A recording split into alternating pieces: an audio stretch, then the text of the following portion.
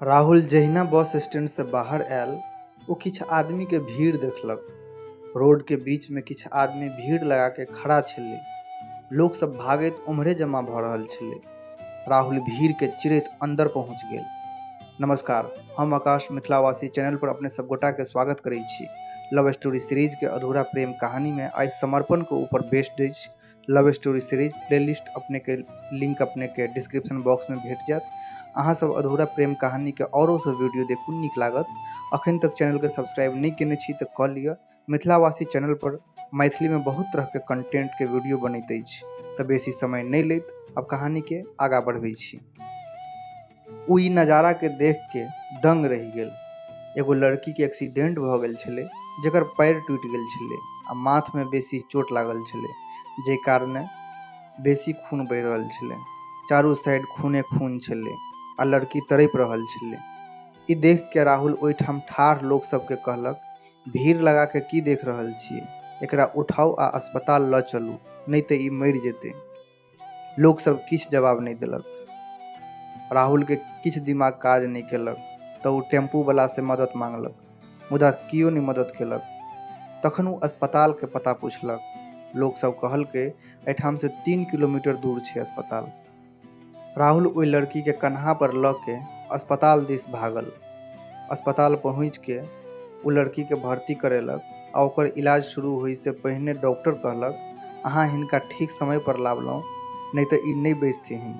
हिनकर पैर के हड्डी टूट गेल छेन आ माथ में बेसी चोट छेन, जेकर ऑपरेशन करऽ पड़ते। अहाँ 50,000 रुपया जमा करा दियो, हम इलाज शुरू कर रहल छी। लड़की लग कोनो फोन नंबर या पता नहीं भेटले जैसे ओकर घर तक खबर पहुँचायल जैते। आ राहुलो लग एते पाई नहीं छले। राहुल चिंता में पड़ गेल कि ओते पाई उ कतऽ से आनते। पाई के लेल उ चिंता कइए रहल छले कि ओकरा लग एगो आदमी एले। ओ कहलकै, यदि अहाँ के पाई चाही तो हम दिया सकै छी। हमरा की करऽ पड़ते? राहुल पूछलक। अहाँ के कते पाई चाही? वो आदमी पूछलक। हमरा 50,000 रुपया चाही, केना भेटते? हम काज क के सबटा चुका देबे। अहाँ के काज क के चुकबे के जरूरत नहीं अइ। एठाम एगो बड़ अमीर बेटा एडमिट छे, जेकरा एगो किडनी आ 2 बोतल खूनक जरूरत छे। अगर अहाँ द देबे तो ओइ के बदला में हम अहाँ के 50,000 रुपया दिलवा सकै छी, वो आदमी कहलक। राहुल बिना सोचने तैयार भ गेल। अपन एगो किडनी आ 2 बोतल खून द के राहुल पाई जमा करा देलक आ दिन रात ओइ लड़की के संगे रह लागल आ ओकर देखभाल करऽ लागल। लड़कियों बड़ सुंदर छले, मने मन राहुल ओकरा चाह लागल। मुदा दुर्भाग्य ई छले कि उ लड़की बेहोश छले आ ओकरा होश नहीं आबि रहल छले। राहुल ओकर नामो नहीं बुझे छले। एगो किडनी आ खून के कमी के बाद लगातार जाग के लड़की के देखभाल करैत राहुलो के तबीयत खराब हुए लगल छले। एक रात राहुल लड़की लग अस्पताल में कुर्सी पर बैसल छले कि अचानक लड़की के होश आबि गेल। राहुल हाथ पकड़ के ओकरा उठेलक आ ओकर नाम पूछलक। लड़की बतेलक ओकर नाम प्रिया छे। लड़की के घर के आदमी के नंबर ल के राहुल कहलक, हम अहाँ के घर के आदमी के कॉल क के आबै छी ताकि उहो सब आबि जेता। राहुल बाहर चल गेल आ प्रिया असगरे रह गेल। किछ देर बाद नर्स आयल आ प्रिया के होश में आवे के बधाई दैत कहलक, अहाँ बड़ खुशकिस्मत छी जे बचि गेलौं। यदि अहाँ के पति नहीं होइते तो अहाँ नहीं बचतौं। उ अहाँ के दिन रात सेवा केलथि है। हुनका लग पाइयो नहीं छले तैयो उ अहाँ के खातिर अपन एगो किडनी आ 2 बोतल खून द के अहाँ के बचेलथि है। एहन पति तो बहुत किस्मते वाली के भेटैत छे। प्रिया ई सुनि के दंग रह गेल कि कियो अनजान आदमी केकरो ओइ तरह मदद क सकै छे। प्रिया राहुल के आवे के इंतजार करऽ लागल। अब भोर भ गेल मुदा राहुल नहीं आयल। किछ कालक बाद प्रिया के मम्मी पापा आबि गेल, जे कि खूब घबरायल छले। प्रिया सब बात अपन मम्मी पापा के बतेलक। प्रिया के बाबू राहुल के ई एहसान सुन के बड़ प्रभावित भेल। राहुल के देखे के लेल बाबू अस्पताल से बाहर गेल, मुदा राहुल कतौ नहीं भेटले। प्रिया ई सुन के बड़ दुखी भेल कि ओकरा बचबे वाला ओकर मसीहा आब कतौ हरा गेल छलैया। प्रिया दिन रात राहुल के बारे में सोचैत रही छली, मुदा राहुल के कोनो खबर नहीं भेटल। प्रिया ठीक भ के घरो आबि गेल, मुदा राहुल के कोनो पता नहीं चलल।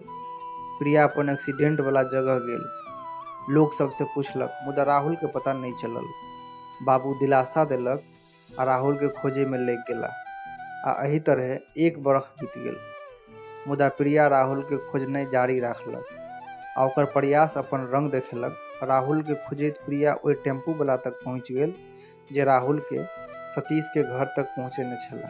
प्रिया तुरंत ओइ ऑटो में बैस के सतीश के घर पहुँच गेल। सतीश प्रिया के देख के बहुत अचंभित भेल। सतीश बतेलक वो बड़ खुशी से शहर आयल छला। ओकर माँ के जिम्मेदारी ओकरा ऊपर छलैया। मुदा शहर में आबिते ओकर मुलाकात अहाँ से भ गेल आ पाई के अभाव के वजह से वो अपन एगो किडनी आ 2 बोतल खून बेच के वो अहाँ के तो बचा लेलक आ अपने खूब बीमार भ गेल। अपन इलाज करबै के ओकर हैसियत नहीं छला आ वो अहाँ के ऊपर बोझ बनैला नहीं चाही छला। सतीश आगा बतेलक एही वजह से जब अहाँ के होश आबि गेल छला तो उ अहाँ के बाबू के फोन करके हमरे लग आबि गेल छलै। हमरा बुझाइया उ मने मन अहाँ के पसंद करऽ लागल छलाया। सतीश के गप सुन के प्रिया कानऽ लागल आ कहलक हमहू राहुल के बहुत चाहै छी। उ हमर जिंदगी बचेलक या। ओकरा जकाँ नीक आदमी हमरा नहीं भेट सकैया। हमरा कहू अखन ओ कतऽ छै? हम ओकर इलाज करेबै आ हरदम ओकर सेवा करबै।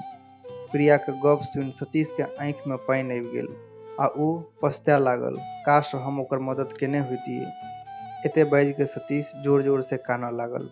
प्रिया घबरा गेल। उ कनैत पूछलक की भेलै राहुल के?